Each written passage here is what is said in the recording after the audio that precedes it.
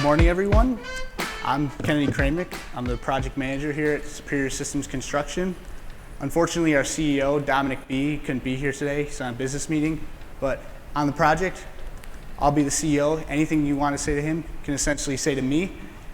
And so yeah, thank you for coming out. So I'd like to start by walking through our mission statement and our company values.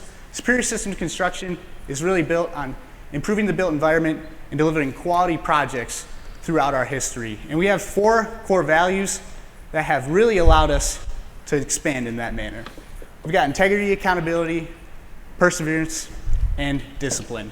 This is like a 4 staircase because you need each step for us to reach the heights we want to. And we've embodied these for the last 31 years, and they've helped us expand across the nation. Some of our company background was founded in 1991 by Dominic B. He had a vision of using proper business ethics and quality construction methods to expand our industry. Now we have offices in Atlanta, Chicago, San Marcos, Texas, and our home offices in Lansing, Michigan, where we do the majority of our work. We've delivered high quality projects at the lowest possible price for 31 years, and that's allowed us to expand to be here in front of you today. Some of the information about our project team for this project on 701 Rio, you can see on both of the screens over here. If you need any more information on our qualifications, they're available in the proposal. And I'd like to introduce you to the team now, starting with myself. I'm Kennedy Kramick. I've been in this industry for 34 years. I received my bachelor's and master's from Michigan State in 1981 and 1983. We're all proud Spartans, I believe. And now I'd like you to introduce to Liliana Spencer, our site superintendent. Thank you, Kennedy. I'm the superintendent. My name is Liliana Spencer. I got my bachelor's from Michigan State, and I've been working in the industry for 32 years. And I'm going to introduce you to Tim, our chief estimator. Hi, I'm Tim McAuliffe, chief estimator for Superior Systems Construction. I've got over 17 years of experience working as an estimator. Among my OSHA 30-hour card, and I'd like to introduce you to Grant, our safety manager.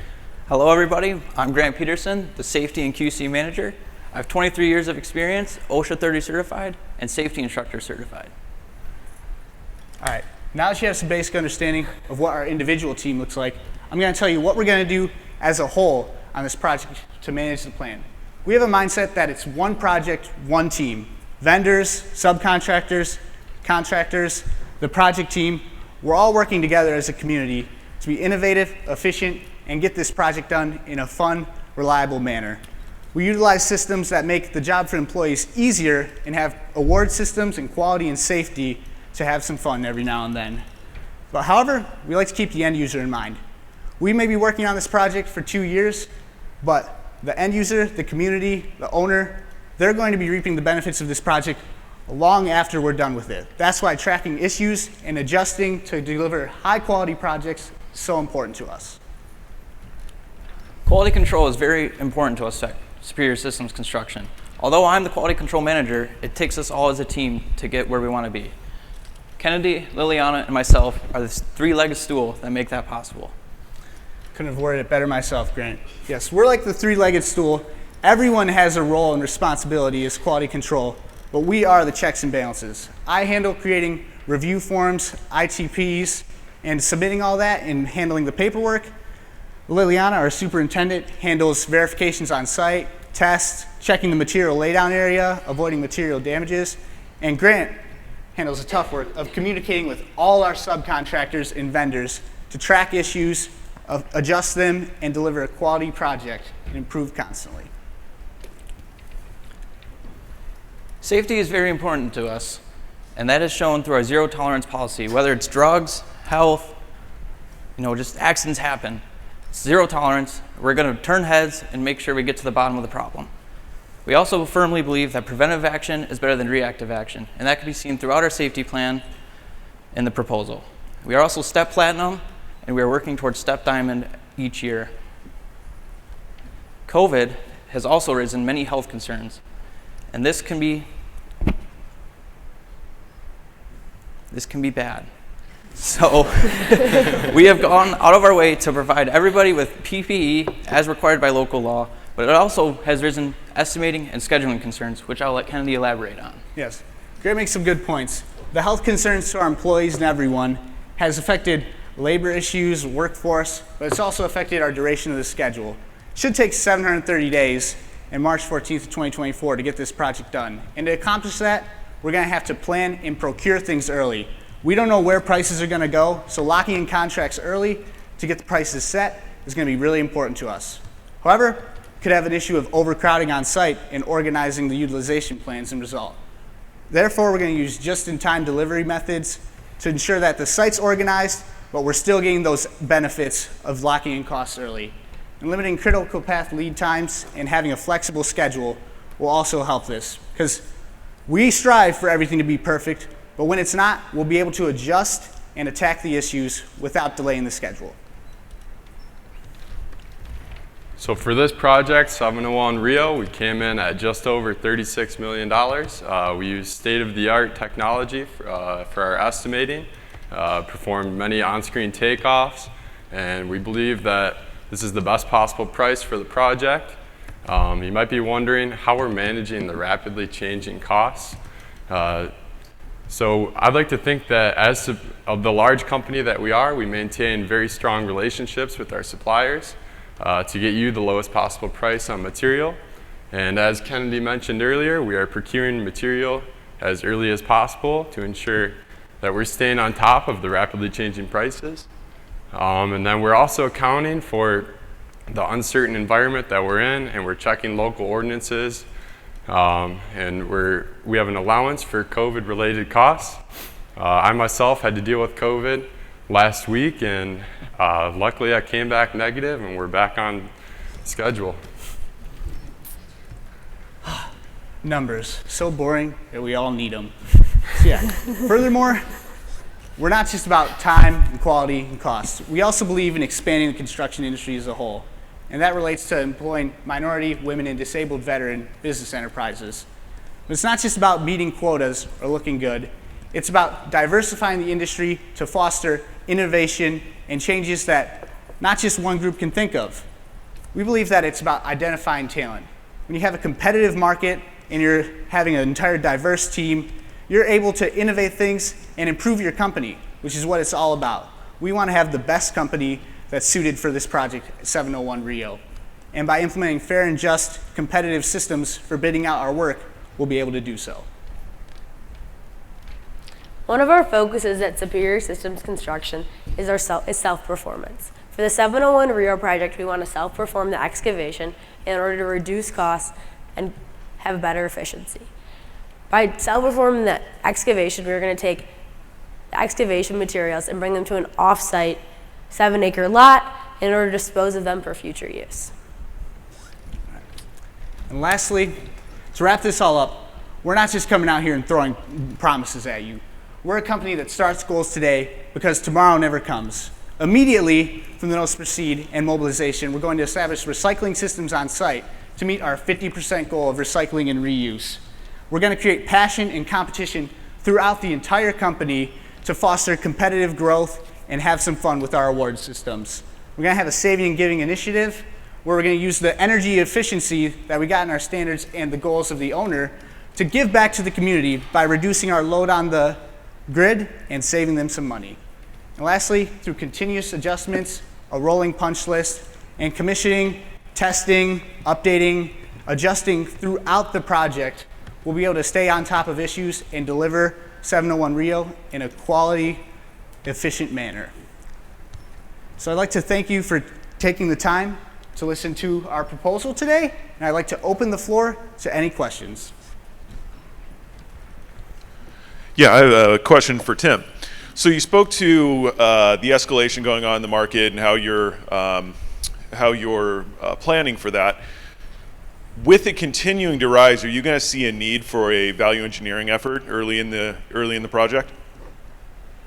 Yeah, so we've actually accounted for some of the variation. I mean, obviously COVID is a rapidly changing environment, and we don't really know where it's going to take us. And over the past 24 months, it's been very uncertain.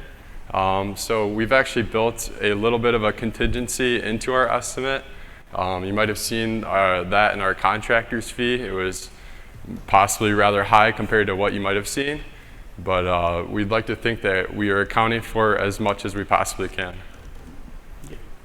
To add on, yeah, we really pride ourselves on developing systems that are superior. It's in the name, yeah, value engineering. We're going to do all we can to deliver it. Good morning. Question here. This question is for your safety manager. Excuse me. Walk me through the steps and the procedures you take if you have an accident or an injury on the site. So if an accident occurs, we obviously try to make sure everybody's okay before we do anything, make sure everyone's safe and taken care of. And then we kind of talk to them, figure out what's going on, kind of gather witnesses, and try and create a report around the incident. And then from there, you know, whatever action's necessary. So you have about a 600-day or so schedule for this project, 671 days actually per your proposal. Your electrical switchgear could take up to 20 weeks to arrive. How do you plan to manage your electrical subcontractors through the submittal process and ensuring that you get the correct gear on time so that we can actually power this building up and start moving in? Yeah, I can speak on that, handling the schedule. So essentially, the way we look at it, we are trying to get all the trades in as soon as possible. And we're starting, I believe, from the erection phase. As soon as the floor is done, we're going to start working there. And we started early on procuring things from day one. Obviously, there will be possibly some delays with the things that are going on, but we believe that if we get people in early and we get the system going, by the end of the project, each floor system will be more efficient than the one before, and we'll be able to combat issues that may arise. Okay, I have a question. This one is in relation to your general conditions.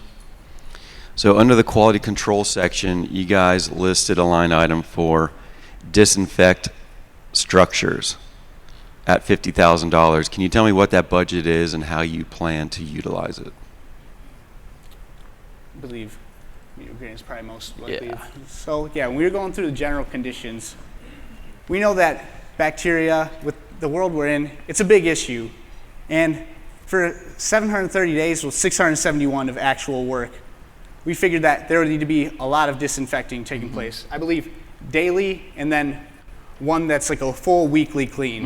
And depending on where we're working, yeah, that was just a rough estimate of the floor plan, what we're gonna need, and just janitorial services to meet that standard. Okay. And then I have one last one for you. Your fee is probably one of the highest that we've seen, roughly at 16% of the overall contract value, right? Are you guys willing to revisit that value? And if so, what will be the percentage you'd be willing to go down to?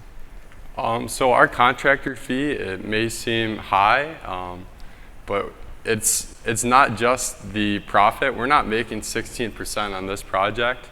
It might be a little confusing the way that it was presented, but that's actually including some overhead. There is some profit built into there, obviously, but that's accounting for COVID costs that might be unforeseen.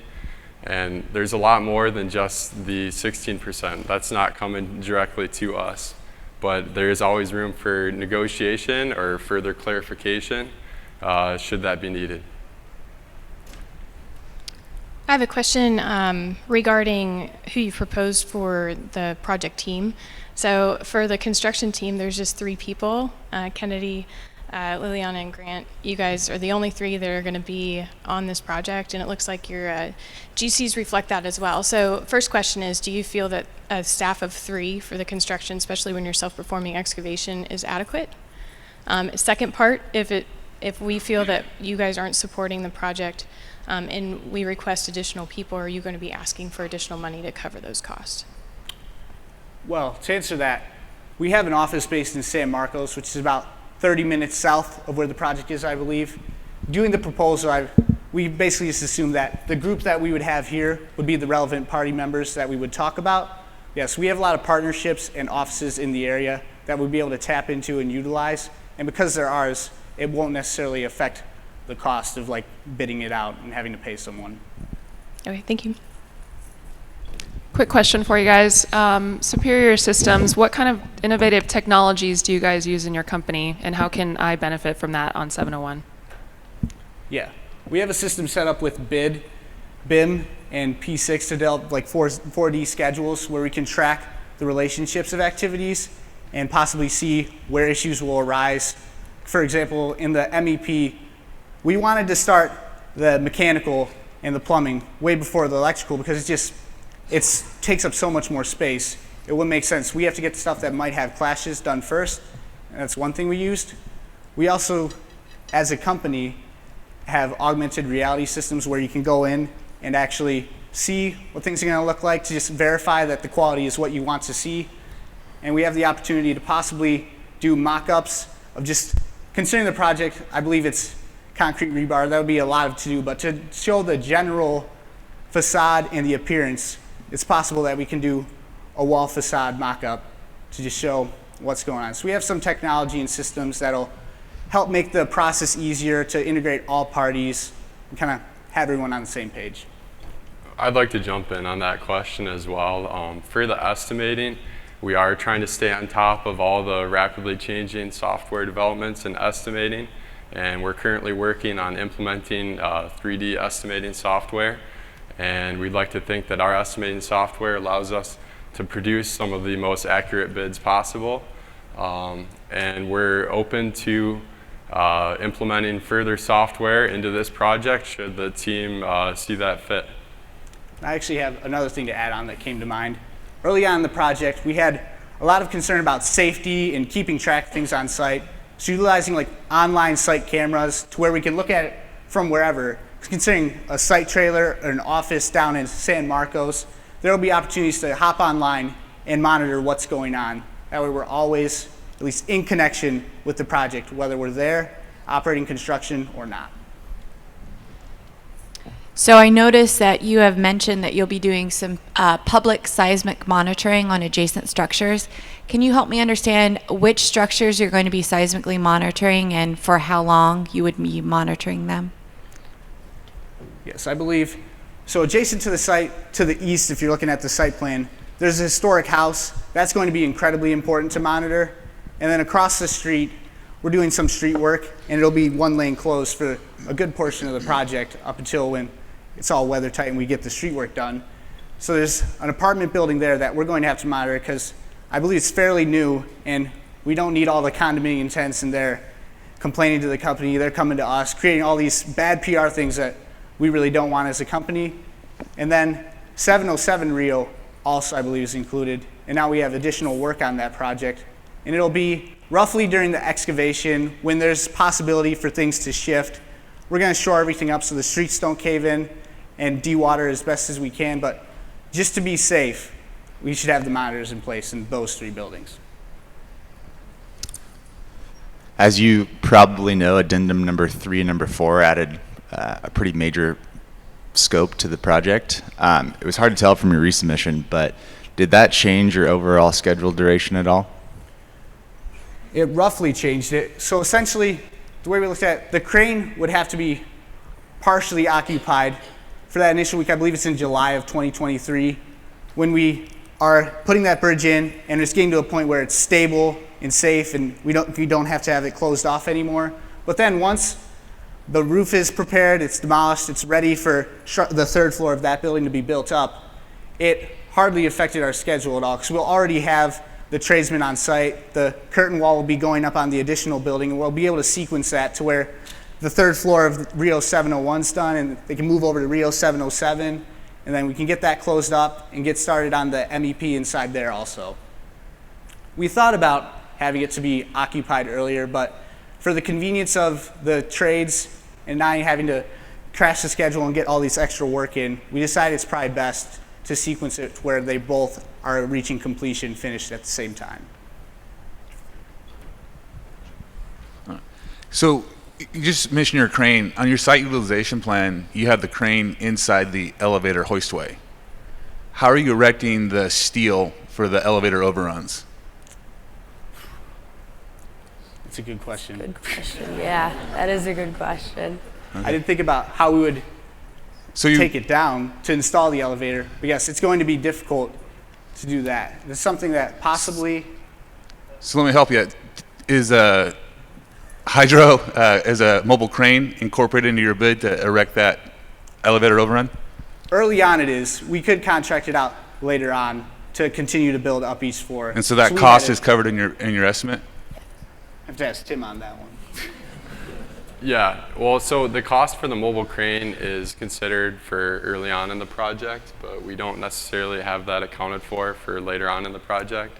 Okay. So that's something that we would have to negotiate. Okay. And then I have another question. So it looks like you're topping out on August 28th, and you're starting your exterior skin on July 4th. How do you keep the masons safe on the scaffold with overhead work going on? What was the first part? August 28th, you said? Correct. What was the activity for that? You're topping out your structure. Okay, yeah. So you top out your structure in August. Before you top out your structure, you start your exterior skin scaffold activities. How do you protect the masons that are on the scaffold when you have overhead work going on? One system we could utilize is nets above and barriers that extend out over the platform to protect the masons beneath, because they probably need, what, 6 feet of space, possibly, to construct that. And then the issue would be we'd have to probably take that down before to get the curtain wall panels up, large glass panels. We could possibly do that. Okay. We'll coordinate with the masonry team and make sure that their workers are going to be safe throughout the whole process. This isn't a one-sided thing. We're all working together as one big team. All right. Well, thank you for your answers to the questions. Appreciate your efforts putting the RFP together, responding to our proposal. We'll be reaching out with any further questions shortly in the future. Thanks. Thank you. Thank you.